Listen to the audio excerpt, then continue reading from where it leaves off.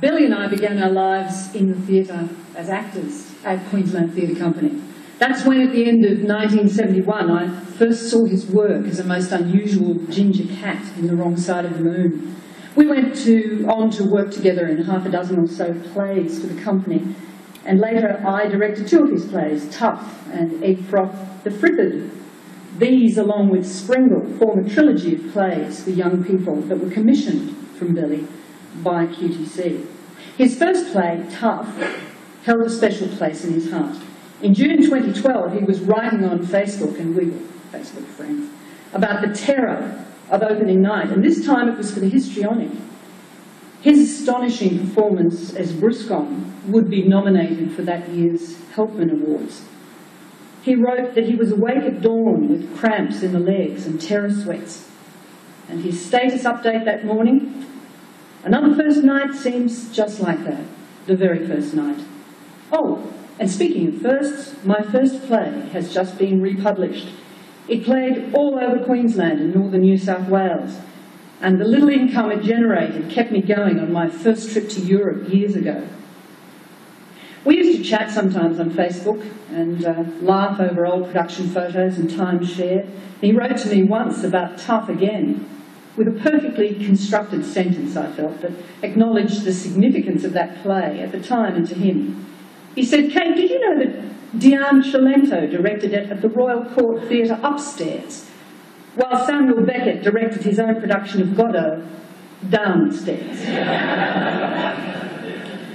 The man had presence with panache, the hats, the jackets, the scarves. He loved looking good and dressing for the occasion. He had a fine eye for detail.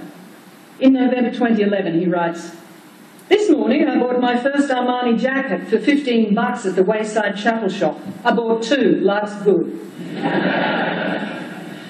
Larger than life, robust in body and heart, his performances on stage were always memorable. He could camp it up with the best of them. We've seen some pictures. His cross-dressing Gertrude in Michael Body's Mad Panto, Hamlet on Ice, back in the 1970s for the UQ Cement Box, is one that's seared into my memory. He could also be surprisingly tender and delicate and understated, as was his finely drawn portrait of Dr. Dawn in The Seagull at Belvoir a couple of years ago. He wrote in June 2011, again on Facebook, "Apparently some people were disappointed that I was just there being myself, not acting. But I'm not a 55-year-old obstetrician in an adulterous relationship with an illegitimate daughter who sings 60s rock songs to himself. Perhaps I'd better start acting. Funny walk, funny voice might help." But his acting was never like that. He was one of those working from the inside out actors. Aspects of himself, facets of the man floated across the screen and the stage. Billie, the statesman, the buffoon, the saint, the sinner, the tender-hearted, the intelligent, the wit, the outsider. His presence and style and vulnerability is what made his creation so human and so true. In 2009, he wrote, "I'm amazed I've been nominated for an AFI. I had no idea until my agent and the producers called with the news. There's lots of my father in that character." This was for 3 Acts of Murder, in which he plays Richie, a dirtied-up outback character. He clearly relished this role. It's there for all to see, captured for us, and one to treasure, as are his many screen performances, over 46 since 1997. His filmography is much larger than I'd expected. Billie was such a man of the theatre that it's easy to forget his screen work was so extensive. It's an impressive range and tally. Politicians and priests, cops, soldiers, bushmen, judges, and magician, actors. We've all got our favourites. Mine are The Dish and Fierce Creatures, where he's funny and outrageous, but also real. And a week or so ago on cable, I saw one of his last movies, Killer Elite. Jason Statham. He's Colonel Fitz, one of the backroom politicians pulling the strings.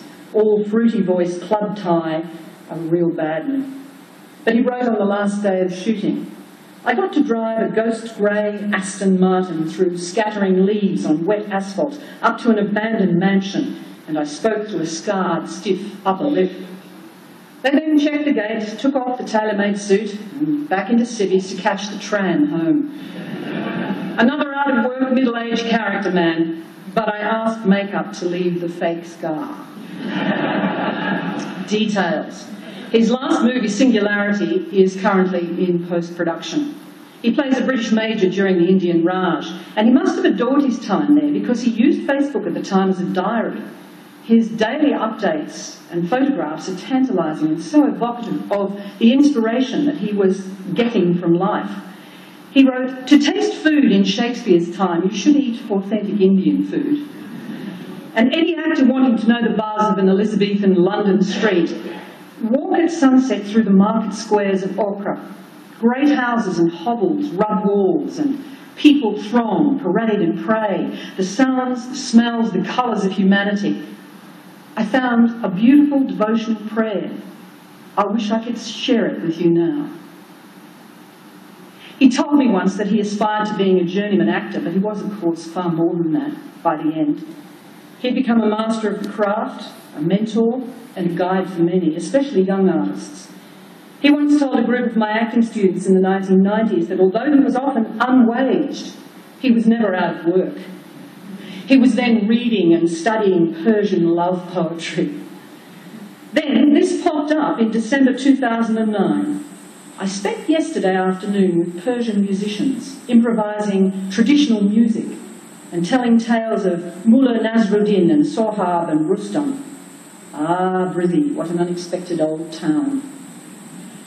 Work took him round the globe, but it was to Queensland and to Brisbane, which he loved, that he always returned. This was his place, after all. May 2010.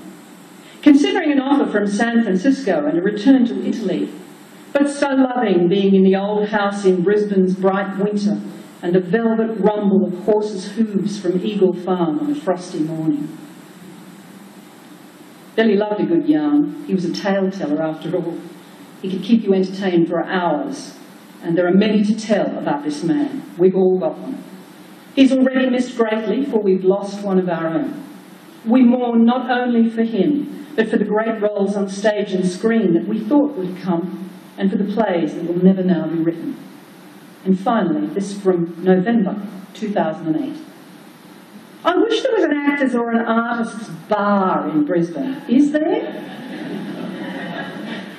If there were to be one, if someone were to create such a thing, then that might just be a nice, snug place for us to gather from time to time and go on telling stories.